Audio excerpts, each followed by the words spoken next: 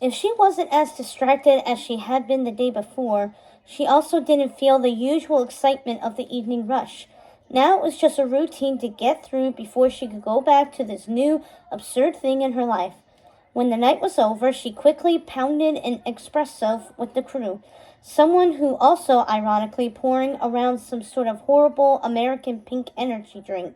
She wouldn't touch it, and then grabbed her food out of the cold room and slammed out the back door, practically knocking over Skinner, whom she didn't even see.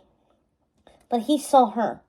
"Okay, Rat," she called out, throwing open the back door and kneeling on the stoop. "Come out, you have work to do." The little rat came pattering forward, on his hind legs.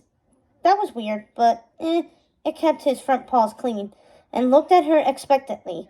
She reached in the bag and set out the groceries, and the crowning touch. With a final flourish, she pulled out a little camp stove and a fuel canister.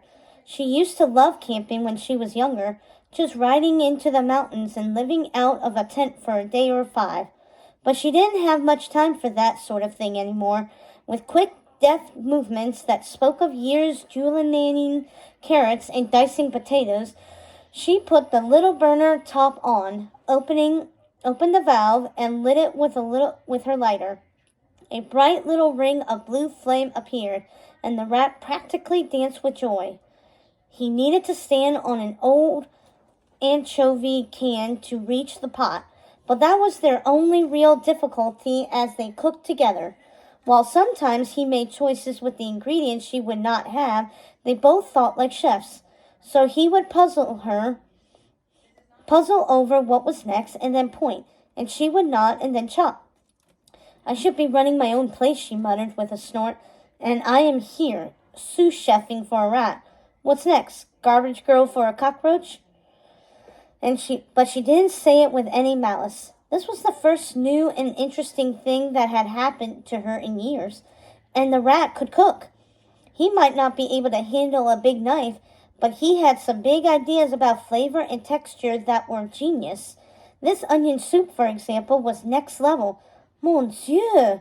Whatever is that heavenly smell? A middle-aged man in a tiny fedora was walking by, glued to his phone, but suddenly stopped and sniffed the air.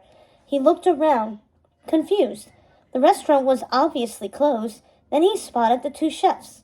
Colette started to panic. There was no way she could hide the camp stove. A little pot of soup, the rat toasting some baguette slices just at the edge of the flame after he had rubbed them with garlic. What if this man reported her to Skinner, or the police, or even worse, the health inspector? "We are having a little picnic," she said with a Gallic shrug. "Ugh, is that some sort of trained rat stirring the soup?" the man cried. "Disgusting!" The little rat winced as if he had been physically hurt. Colette's temper immediately engaged. "You know what's disgusting? That stupid little hat you're wearing. What are you, 10 years old? This isn't Brooklyn, you ancient hipster. I'll have you know. Get out of here," Colette ordered, practically spitting.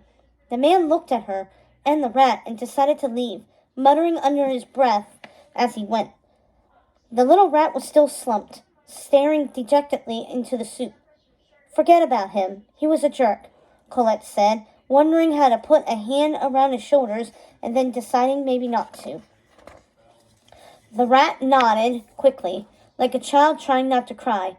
"Here, I want seconds." That idiot didn't know what he was missing. The rat straightened up, threw his shoulders back, and set about serving another bowl, complete with garnishes.